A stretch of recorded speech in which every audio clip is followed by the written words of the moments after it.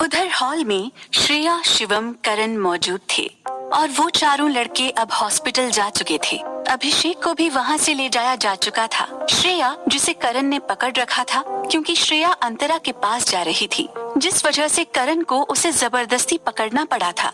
और फिर जब करण ने श्रेया को छोड़ा तो उसके छोड़ते ही श्रेया ने खींचकर एक थप्पड़ करण को कसकर जड़ दिया और गुस्से से करण को देखते हुए बोली, आगे से कभी मुझे रोकने की कोशिश मत करना। सीनियर हो, सीनियर के जैसे बनकर रहो, बाप बनने की कोशिश मत करो। ये कहते हुए उसकी गुस्से भरी नजर शिवम पर थी। शिवम उसे ही घूर रहा था। वहीं करण ने अपने चेहरे पर हाथ रख लिया था। श्रेया ये बोलकर गुस्से से वहाँ से चली गई। करण अभी भी सदमे में था। फिर शिवम ने करण के कंधे पर हाथ रखते हुए कहा, कोई बात नहीं, हो जाता है कभी कभी ऐसा। आजकल की लड़कियों में गुस्सा ज्यादा होता है और वो तुरंत मार पीट पर आ जाती हैं, इसलिए तुम ज्यादा मत सोचो। वहीं करण शिवम की बात सुनकर उसे घूरते हुए पार्टी हॉल से बाहर चला गया। दानिश की पावर से कोई भी बात उस हॉल से बाहर नहीं गई। वहाँ जो कुछ भी हुआ वो सब वहीं तक सीमित रह गया। दूसरी तरफ दानिश की कार हवा से बातें करते हुए जा रही थी। दानिश खुद ड्राइव कर रहा था। उसके चेहरे पर अभी भी सर्द भाव थे। अंतरा की आंखें नम थीं। वो विंडो से सर टिकाई थी और उस वीरान रात को देखे जा रही थी। उसने अब ये मन ही मन एक्सेप्ट कर लिया था कि दानिश अब उसकी जिंदगी में आ चुका है, जिसे वो चाह कर के भी खुद से दूर नहीं कर सकती थी। अंतरा को अपने शोल्डर पर भी दर्द हो रहा था। कार में शांति थी। इस वक्त अंतरा खुद में ही खोई थी। उसे इस वक्त कोई फर्क नहीं पड़ रहा था कि दानिश उसे कहाँ ले जा रहा है। वो थक चुकी थी दानिश से लड़ लड़कर, जिस वजह से वो बिल्कुल खामोश थी।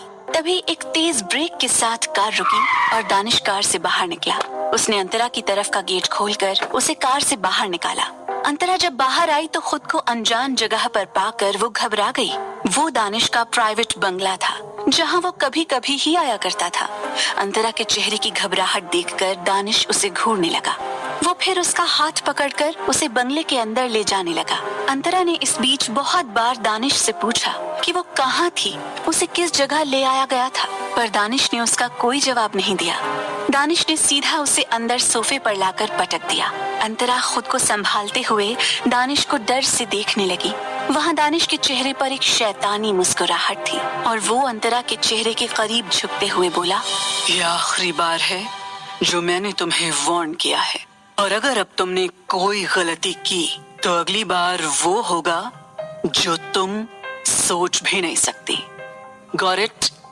दानिश की आंखों में इस समय सनकीपन साफ दिख रहा था, जिस वजह से अंतरा ने जल्दी से हाँ में सिर हिला दिया। ये देखकर दानिश ने उसे अपनी गोद में उठा लिया, जिस पर अंतरा हिम्मत करते हुए बोली, मुझे घर जाना है, सब घर पे मेरा इंतजार कर रहे होंगे, रात बहुत हो गई। दानिश उसे ऊपर अपने रूम की तरफ ले जाते हुए कैजुअली बोला, तुम्हें घर वालों की टेंशन लेने की जरूरत नहीं है। मैंने मॉम के पास कॉल करके उन्हें बोल दिया था कि आज रात तुम अपने दोस्त के साथ रुकने वाली हो, और मैं भी वहां तुम्हारे साथ हूँ। मेरे तुम्हारे साथ होने की वजह से सभी मान गए और इसलिए आज रात तुम यहीं रहोगी। ये कहकर दानिश उसे अपने रूम में ले गया। वहीं अंतरा शॉक्ड थी दानिश की बात सुनकर। धीरे धीरे रात बीत गई। अगली सुबह प्राइवेट बंगलो। इस समय सूरज की किरणें सीधे ग्लास डोर से होते हुए बेड पर सोई अंतरा के ऊपर पड़ रही थी। वो बेड पर अकेली थी। धूप उसके चेहरे पर पड़ रही थी, जिससे उसे सोने में प्रॉब्लम होने लगी और वो धूप से बचने के लिए अपने चेहरे पर पिलो रखने लगी। धूप अभी भी उसके चेहरे पर पड़ रही थी, जिससे वो कसमसाई और आखिर में उसने अपनी आंखें जबरदस्ती खोल दी और बेड पर उठकर बैठ गई। उसने अपनी नजरें चारों तरफ घुमाई और कल रात की एक एक बात उसके दिमाग में आने लगी। उसे कल की बात याद आई कि दानिश उसे जब कमरे में लाया था तो सीधा वो उसे बाथरूम में ले गया था और उसको ऑर्डर दिया था कि जब वो अब दोबारा बाथरूम में आए तब तक वो पूरी तरह खुद को क्लीन कर चुकी हो, वरना वो खुद उसे साफ करेगा। जिस पर अंतरा ने डर से खुद को जल्दी से साफ किया। दानिश वहाँ से जा चुका था, पर उसने उसके लिए अपनी शर्ट निकाल कर रखी थी, जिसे अंतरा ने झिझकते हुए पहन ली थी। उसके बाद जब वो बाहर आई तब टेबल पर खाना रखा हुआ था और दानिश वहीं सोफे पर बैठकर अपना फोन चला रहा था। अंतरा वहीं कुछ देर तक खड़ी थी। तब दानिश ने उसे बिना देखे ही कहा था कि वो आकर चुपचाप डिनर करे। उसकी आवाज तब भी भारी थी। अंतरा को अपने कंधे पर बहुत दर्द महसूस हो रहा था, पर उसने कुछ नहीं कहा और चुपचाप वहीं उसके साइड में जाकर बैठ गई। पर उसने खाने को हाथ तक नहीं लगाया था। फिर दानिश ने खुद ही उसे अपने हाथों से जबरदस्ती सारा खाना खिलाया था और फिर खुद ही उसके कंधे पर दवाई लगाई थी, जिसके बाद अंतरा को शोल्डर पर वापस से दर्द महसूस नहीं हुआ था। उसके बाद दानिश उसे उठाकर बेड पर ले गया था और उसे कंबल से कवर करके उसे सो जाने को कहा था और खुद रूम से बाहर निकल गया था, जिसके बाद दोबारा वो रूम में वापस नहीं आया था और अंतरा यही सोचते हुए सो गई थी। और अब जाकर उसकी नींद खुली थी तो तब भी वो रूम में अकेली ही थी। अंतरा अपने आप को वहाँ बेड पर अकेला पाकर थोड़ा सुकून की नींद लेते हुए बोली, अच्छा हुआ कि वो यहाँ नहीं आए थे, पर अब मैं वापस घर कैसे जाऊँ? आज संडे भी है और मुझे बाबा से भी मिलने जाना है। ये दानिश आखिर रात भर कहाँ थे? मुझे उनसे बात करनी होगी। यही सब सोचते हुए अंतरा बेड से नीचे उतरी और वॉशरूम में चली गई। कुछ देर बाद अंतरा बाथरूम में बाहर निकली। उसके बाल गीले थे और उसका चेहरा गुलाबी था हॉट शावर लेने से। वो इस समय काफी फ्रेश फील कर रही थी। वो जब वॉशरूम से बाहर आई तो उसे याद आया कि वो क्या पहनेगी। रात को शर्ट से काम चल गया था, पर अभी दिन था और उसे घर भी जाना था। इस पर अंतरा दानिश को मन ही मन कोसने लगी और अपने गीले बाल को टॉवल से सुखाते हुए बोली, पता नहीं कहाँ के नवाब समझते हैं खुद को। ऑर्डर तो ऐसे देते हैं जैसे कि वही मेरी जिंदगी के मालिक हों। पता नहीं कैसे घर में सभी उन्हें झेलते हैं। हमेशा सड़ा सा चेहरा बनाए रहते हैं। एक नंबर के बोरिंग इंसान है। अंतरा अभी भी दानिश को कोस रही थी कि तभी कोई पीछे से उसे अपनी बाहों में भरते हुए बोला, That's why I call you silly girl. अंतरा इसे अचानक से दानिश को अपने करीब महसूस कर एकदम से सहर उठी और चुप सी हो गई। तभी दानिश उसके गीले बालों को अपने चेहरे पर फील करते हुए बोला, तुम ना कभी सोच समझ कर ना बोलती हो और ना ही अपने आसपास देखती हो कि जिसकी बुराई तुम कर रही हो वो शायद तुम्हारे आसपास ही हो। उसकी बातें सुनकर अंतरा का मुंह जो अभी तक गुलाबी था वो गुस्से से लाल हो गया। यानी दानिश ने उसे अभी इनडायरेक्टली पागल लड़की कहा था। वो उसका मतलब भी नहीं समझ पाई थी। अंतरा दानिश की बाहों से निकलने की नाकाम कोशिश करते हुए मुंह फुलाकर बोली, छोड़िए मुझे, आप हमेशा मुझे यही कहते हो, मुझे आपसे कोई भी बात नहीं करनी। दानिश उसकी बात पर हंसते हुए उसे अपने सामने करके बोला, मैं जो कहता हूँ तुम्हारे सामने कहता हूँ। एटलीस्ट मेरी आदत किसी के पीठ पीछे बुराई करने की नहीं है, सिली गर्ल। ये कहकर वो अंतरा की आंखों में देखने लगा। अंतरा भी उसी की आंखों में देख रही थी। वो दोनों कुछ देर तक ऐसे ही एक दूसरे की आंखों में देखते रह गए। रूम बिल्कुल शांत था। दानिश अंतरा की काली आंखों में देखते हुए धीरे से बोला, शायद कुछ ऐसा है तुम्हारी इन आंखों में कि अब मैं इनमें डूबना चाहता हूँ। दानिश की बातों में अलग ही जुनून था। अंतरा अभी भी बिना पलक झपकाए उसे देख रही थी। दानिश ने उसे देखते हुए उसके माथे पर किस किया। उसके टच से जैसे अंतरा होश में आई और उसका चेहरा एक बार फिर गुलाबी हो गया।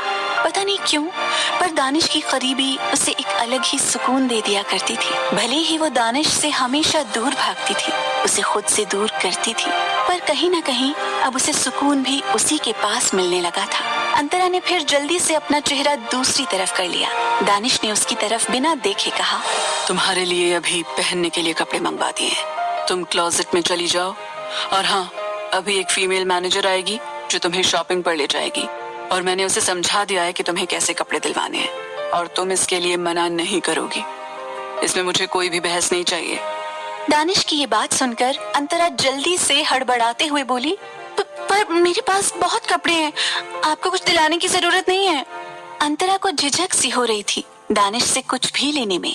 वहीं दानिश उसकी बात को तुरंत काटते हुए बोला, वो मॉल मेरा है, पर फिर भी तुम्हारे लिए कार्ड मैंने टेबल पर रख दिया है जिससे कि तुम अपने मन से कुछ भी ले सकती हो।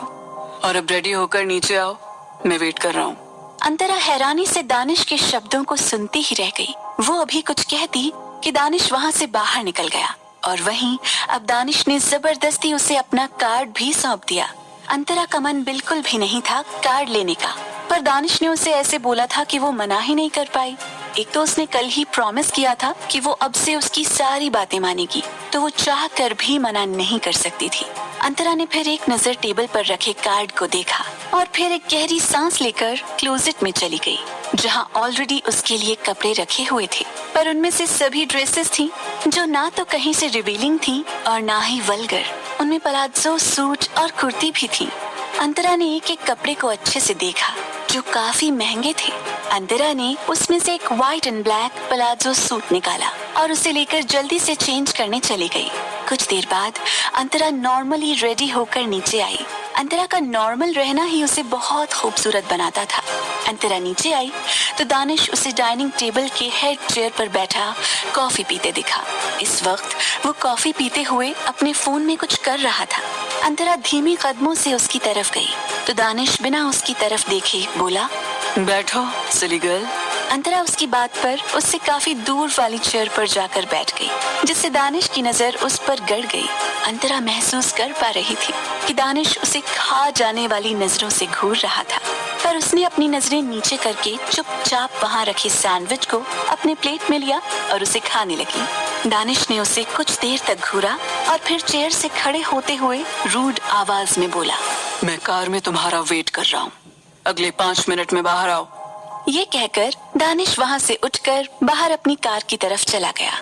अब कैसे संभालेगी अंतरा दानिश की अजीब हरकतों को? क्या कभी अंतरा दानिश की फीलिंग समझ पाएगी?